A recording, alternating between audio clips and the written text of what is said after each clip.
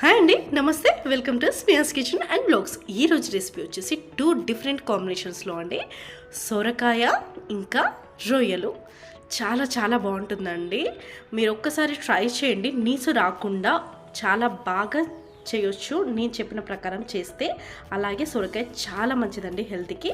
చూసే ముందుగా please like and subscribe to my channel Sneha's kitchen and blogs. ముందుగా రొయ్యలు తీసుకోవాలండి. ఇలా చూసారు కదా రొయ్యల్ని, వాటికి తల ఉంటుంది. అలా తల తీసేసి మనము ఇలా పెట్టుకోవాలి.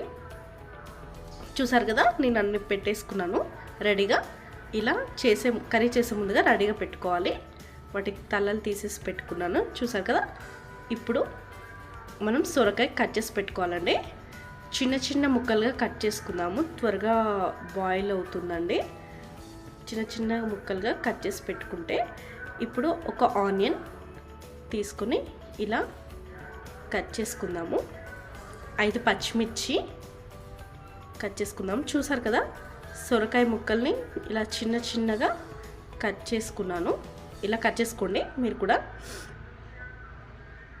ఒక ఆనియన్ ఇలా సన్నగా కట్ చేసుకోవాలి. అలాగే పచ్చిమిర్చి ఇట్లా చీలికలు పెట్టుకుంటే సరిపోతుందండి. ఇప్పుడు 3 టేబుల్ స్పూన్ ఆయిల్ తీసుకోండి. 3 టేబుల్ స్పూన్ ఆయిల్ తీసుకొని శనగపప్పు దినుసులు యాడ్ చేసుకోండి 1 టేబుల్ స్పూన్. మినపప్పు దినుసులు యాడ్ చేసుకోండి 1 టేబుల్ స్పూన్. అలాగే జీలకర్ర 1 టేబుల్ స్పూన్ యాడ్ చేసుకోవాలి. అలాగే ఆవాలు 1 టేబుల్ స్పూన్ యాడ్ చేసుకోండి. ముందుగా కట్ చేసి పెట్టుకున్న ఆనియన్ పచ్చిమిర్చిని ఆయిల్లో యాడ్ చేసుకోవాలండి. చూసారు కదా ఇలా కలుపుకోండి. ఆయిల్లో చక్కగా ఫ్రై చేసుకోవాలండి. ఆనియన్ని గోల్డెన్ బ్రౌన్ కలర్ వచ్చేంత వరకు 1 టేబుల్ స్పూన్ పసుపు యాడ్ చేసుకోవాలి.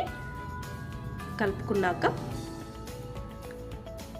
1/2 టేబుల్ స్పూన్ సాల్ట్ యాడ్ చేసుకోండి. కలుపుకోండి ఇలా. ఇప్పుడు చూసారు కదా జింజర్ గార్లిక్ పేస్ట్ యాడ్ చేసుకోవాలి. ఆనియన్స్ చూసారు కదండి కలర్ చేంజ్ అయ్యాయి.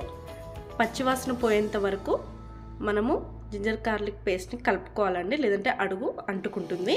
ఇప్పుడు మనం ఆల్రెడీ నీట్గా కట్ చేసి పెట్టుకున్న సొరకాయ ముక్కల్ని యాడ్ చేసుకోవాలి. సొరకాయ ముక్కలు తీసుకొని ఇలా యాడ్ చేసుకోండి. చాలా చాలా మంచిదండి సొరకాయ. అందులో చాలా ఫైబర్ ఉంటుంది. వాటర్ క్వాంటిటీ ఫైబర్ ఎక్కువగా ఉంటుంది, తీసుకోవడం మంచిది. ఇప్పుడు ఇలా కలిపి పెట్టుకోవాలండి. మొత్తం ఫ్రై ఆయిల్లో మొత్తం కలిసేలాగా నీట్గా ఇట్లా కలిపి పెట్టుకోండి. మగ్గించుకున్నాక టమాటోస్ యాడ్ చేసుకోవాలి. 2 టమాటోస్.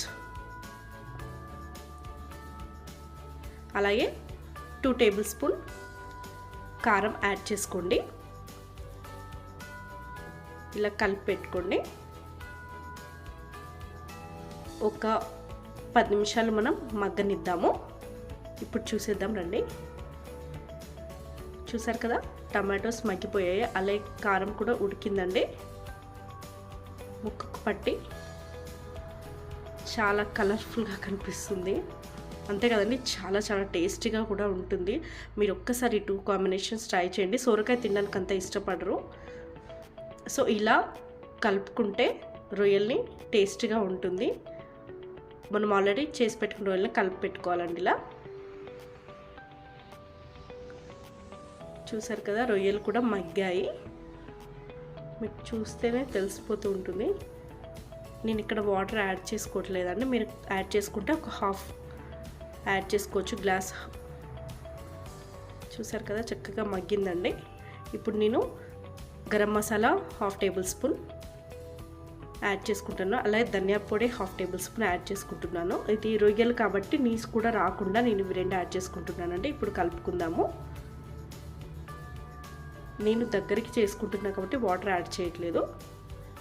ఏవైతే రొయ్యలు ఉన్నాయో అవి ఆయిల్లోనే ఫ్రై అవుతాయండి చక్కగా. ఇప్పుడు కొత్తిమీర కూడా యాడ్ చేసుకొని కలిపి పెట్టుకుందాము. ఆల్మోస్ట్ అయిపోయిందండి.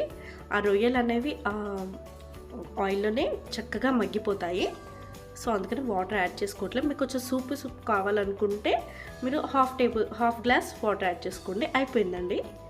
Thanks for watching.